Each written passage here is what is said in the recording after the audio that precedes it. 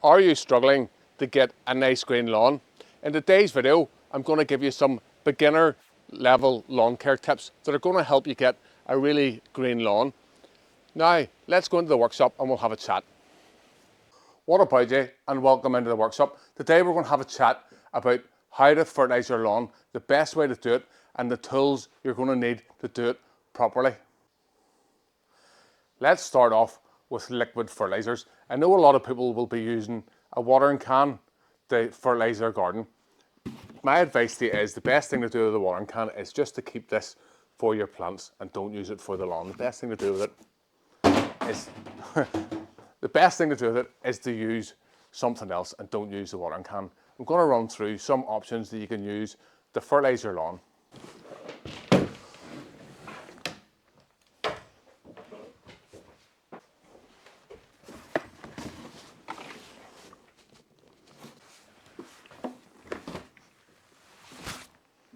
This summer I've done 2 videos on how to feed your lawn with liquid fertilizers, and I've dived in quite deep. I've showed you not only how to make your own liquid products to put them onto your lawn that is absolutely ridiculously cheap, but also I know some of you struggle with the numbers. Numbers isn't my thing either. So I have 2 videos and I'll leave the links to those videos down in the video description, so make sure you go and check those out. So today I thought I would focus on the tools that you need to fertilize your lawn properly, and we're going to start with the sprayers, liquid fertilizers, as that is going to be the easiest way for the majority of you to feed your lawn. But I'm also going to talk through some granular fertilizers. If you stick around for a while, I'm going to show you a fertilizer that I use a lot of. So look, let's get on and we'll have a look at these sprayers now. To have a look at some of the equipment that you can use to put liquid fertilizers onto your lawn, I'm going to say that there's 2 products on this bench that I would use and 2 that I would recommend not using. As previously discussed, we're not going to use the watering can, so now we're down to 3 sprayers. A sprayer that I like quite a lot is these here. Now I'm going to leave a link to this sprayer in the video description. This one and the Milwaukee one are the same. This is a professional sprayer, but the reason what makes these sprayers and the Milwaukee sprayers really good is the harness that it sits off your back on. So whenever anytime you're wearing it, if there's any spills coming out of here, then it sits off your back and you're not going to get any drips down your back. Plus, if you're wearing it for extended periods of time, these are quite comfortable. Next up, we have the Milwaukee sprayer. Anybody that watches my channel on a regular basis will see this in operation. Pros and cons to an electric sprayer. Biggest thing is you don't have the pumping. For somebody that's spraying all day long, you don't have to pump that. That is the beauty behind it. So again, like the yellow sprayer over here, you have the padded straps, and also it sits off your back. So if you have any spillage, not that you should, but if you have any spillage out of here, then you're not going to get any product on your back, which is very important for professional use if we're using professional products. Downside to using this over this is this will need to be washed out more often just because of how it works. And the other thing is it's slightly heavier than this, but you don't have, as I say, you don't have the pumping all day long.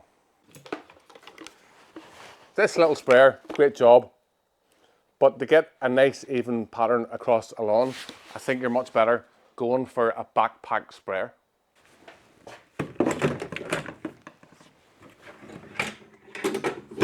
To talk about the pros and the cons of liquid fertilizer. Liquid fertilizer is usually a lot cheaper than a granular fertilizer. The downside is you have to apply it more often. But on the other side of the coin, it's usually a lot easier to apply liquid fertilizer onto your lawn. Now, a question that came up on one of my last videos, or actually 2 of my last videos, where I talked about spraying fertilizers onto your lawn.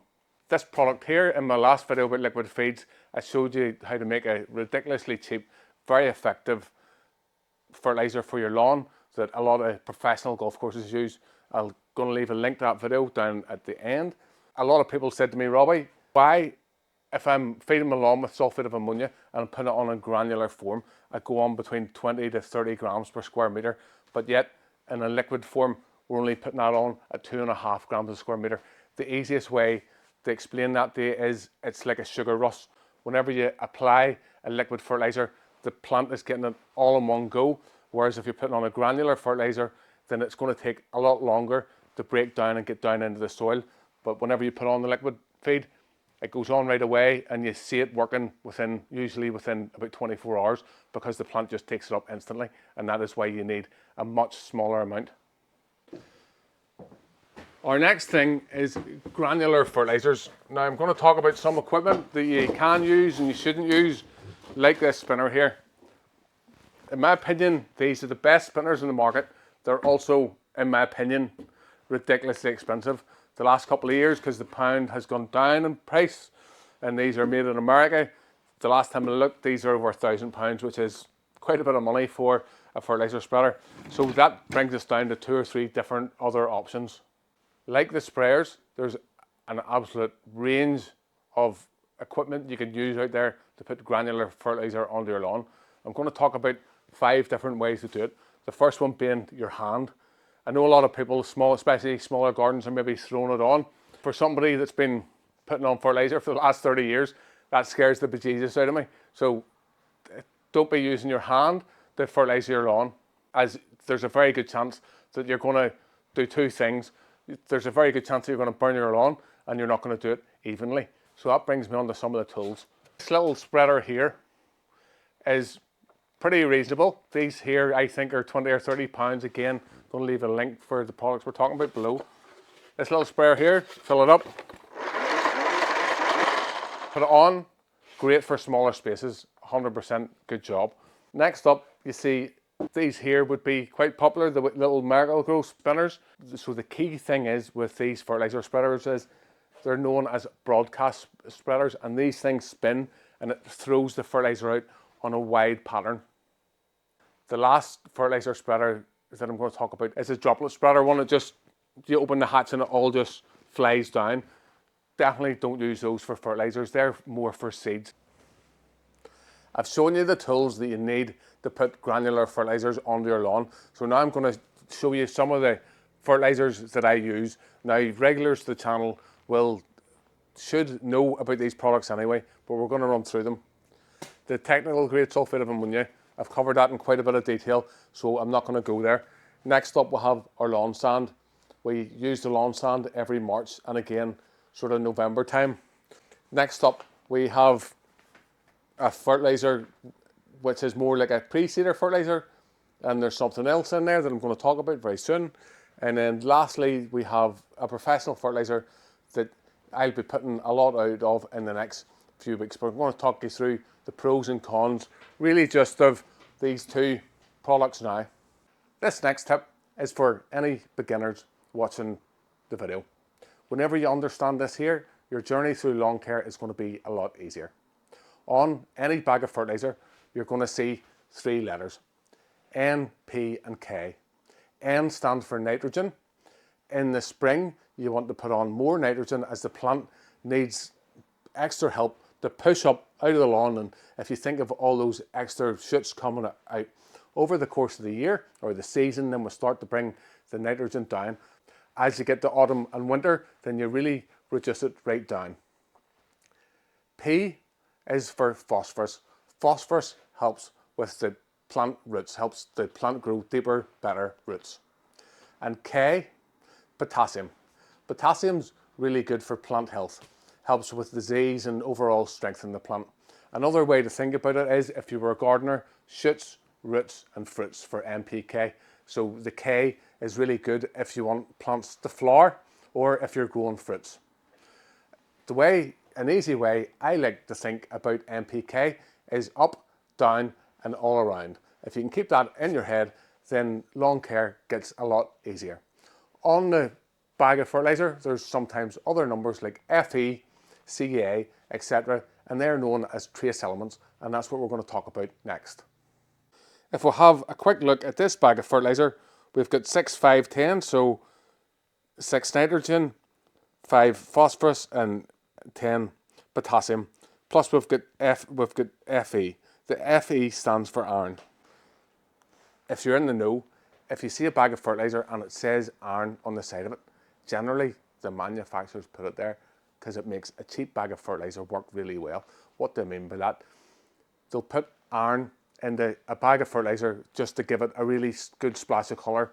Whenever you put that fertilizer onto your lawn, then it gives it a really splash of colour and you go, God, that fertilizer is great. When in actual fact, it's just the iron, it kicks in first, and then the other fertilizer, it comes afterwards. It's just a little trick that the fertilizer companies do to make you think that it's a really good product. The professional products, we don't use iron. We actually use magnesium and calcium, and that's what I'm going to talk to you about now. Now, if I have a quick look, we've got our 15-5-15, plus we've got 4% calcium and 2% magnesium. Magnesium helps the plant create chlorophyll. If you think back to your school days, I know for some of us it was a bit longer than others.